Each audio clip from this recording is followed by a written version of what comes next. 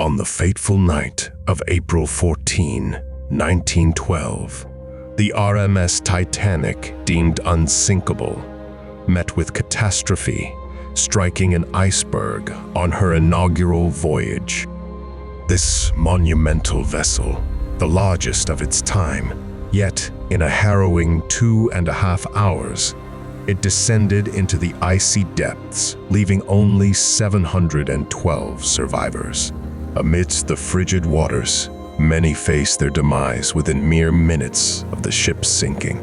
On April 16, the Daily Mail's headline shockingly read, "Titanic sunk, no lives lost," a stark contrast to the eventual realization of the immense loss of life. The world grappled first with disbelief and then profound grief as the scale of the tragedy unfurled.